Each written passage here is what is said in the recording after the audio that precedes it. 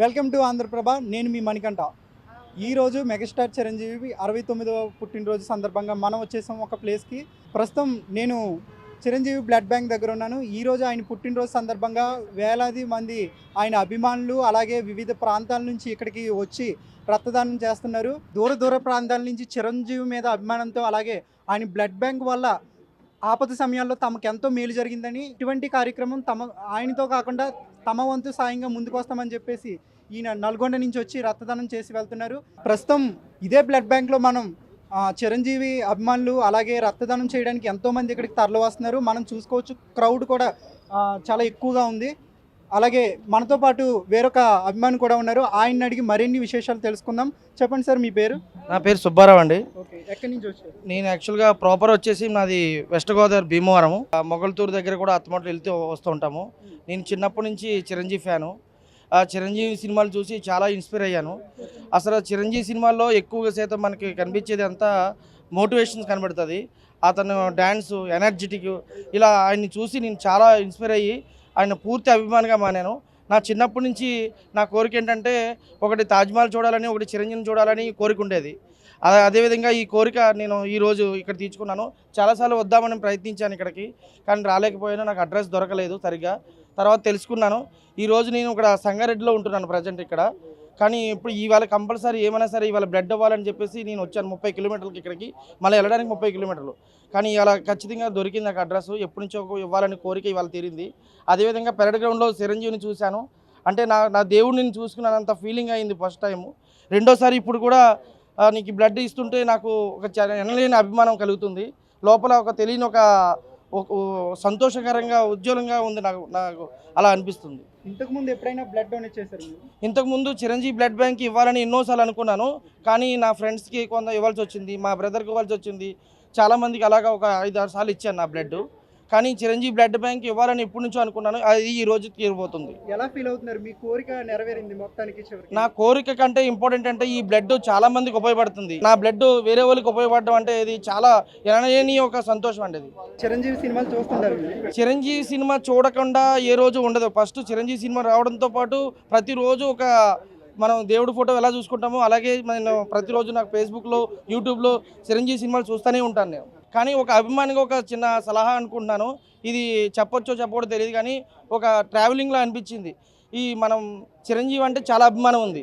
అభిమానం ఉన్న వాళ్ళు చాలామంది వస్తారు, కానీ బ్లడ్ ఇవ్వడం అనేది చాలా ఒక అందరికి ఇవ్వాల్సిన బాధ్యత ఉంది. ఎందుకంటే సొసైటీలో బ్లడ్ దొరకని చాలా అవుతుంది. అందుకని నాకు దారిలో అనిపించింది మన చిరంజీవి ఫ్యాన్స్ తరపున ఏమన్నా కొంచెం అమౌంట్ పో చేసి ఒక కారు, ఒక అంబులెన్స్, ఇప్పుడు మనం హాస్పిటల్లో ఒక అంబులెన్స్ పెడుతున్నాం, 108 పెడుతున్నాం, అలాగే ఫ్రీ సర్వీస్ చేస్తున్నారు. అలాగే బ్లడ్ ఇవ్వాల్సిన వాళ్ళు ఎవరైనా ఉంటే ఒక ఫేస్బుక్ ద్వారానో ఒక సోషల్ మీడియా ద్వారానో ఇచ్చిన వాళ్ళకి ఇక్కడ ఫ్రీ సర్వీస్ బ్లడ్ ఇచ్చి మళ్ళీ తీసుకెళ్ళి ఉంటే ఎంత బాగుండు అని నాకు ట్రావెలింగ్లో అనిపించింది. అది మీతో నేను వ్యక్తపరుచుకుంటున్నాను. 30 కిలోమీటర్ల నుంచి ట్రావెల్ చేసి వచ్చాడు, మళ్ళీ మరో 30 కిలోమీటర్లు ట్రావెల్ చేస్తాడు. అయినా సరే తనకు ఎటువంటి ఇబ్బంది లేదని చాలా సంతోషంగా ఫీల్ అవుతున్నానని చెప్పాడు. అలాగే ఇది ఇంతటితో కాకుండా ఈ సేవా ట్రస్ట్ను మరిన్ని నగరాలకు విస్తరించాలని, దాంతోపాటుగా ఇది కేవలం చిరంజీవి మీద అభిమానంతో మాత్రమే కాదని రక్తదానం అలాగే కంటిదానం అనేది ఎంతోమందికి స్ఫూర్తిగా నిలుస్తుందని, వారందరికీ ఎంతో వారి జీవితాలకి వెలుగునిస్తుందని అభిమానులు చెప్తున్నారు. మరింతమంది అభిప్రాయాలను తెలుసుకునే ప్రయత్నం చేద్దాం. ఎన్నిసార్లు డొనేట్ చేశారు బ్లడ్? ఫస్ట్ టైం ఇచ్చారండి. ఎలా ఫీల్ అవుతుంది? చాలా హ్యాపీగా ప్రౌడ్గా ఫీల్ అవుతున్నా. ముందుగా మేము చిరంజీవానికి బర్త్డే విషెస్ చెప్పాలండి. I wish you many more appreciation of the అన్నయ్య. చిరంజీవి గారు మీకు ఎందుకు అంత ఇష్టం? చిన్నప్పటి నుంచి ఆయన సినిమాలు చూసి పెరిగామండి. ఆయన చూసి డాన్స్ నేర్చుకుని అండి డాన్సర్ అండి. ఎలా ఫీల్ అవుతున్నారు బ్లడ్ డొనేట్ చేశారు? చాలా హ్యాపీగా ఫీల్ అవుతున్నారండి. చిరంజీవి మీద అభిమానంతో చాలామంది బ్లడ్ డొనేట్ చేస్తున్నారు. అలాగే అనేక ప్రాంతాల్లో సేవా కార్యక్రమాలు కూడా చేస్తున్నారు. అయితే ఒక వీరాభిమాని మాత్రం చిరంజీవి మీద ఇష్టంతో ఏకంగా ఒక పాటనే రాశాడు. ఆయన కోసం మనం తెలుసుకుందాం. నమస్తే సార్, మీ పేరు? నా పేరు సుమన్ బ్రదర్. ఎక్కడి నుంచి వచ్చారు? నేను నిజామాబాద్ నుంచి వచ్చాను. అంత దూరం నుంచి ట్రావెల్ చేసి వచ్చారు? లేదు, యాక్చువల్గా నేను ఇక్కడే మూవీ ఫీల్డ్ అయినది. యాక్చువల్గా నేను సార్కి పెద్ద అభిమానిని. లాస్ట్ టైం అరౌండ్ 2016 అప్పుడు కూడా నేను ఒక సాంగ్ చేశాను. అప్పుడు కూడా సేమ్ ఇలాగే ఇక్కడికి వచ్చి చూపించడం అలవాటు నాకు. సేమ్ ఈసారి కూడా నేను అదేవిధంగా మళ్ళీ సాంగ్ చేశాను. బాగా వచ్చింది అవుట్పుట్. అది ఇందాకే నేను అప్లోడ్ చేసి వచ్చాను.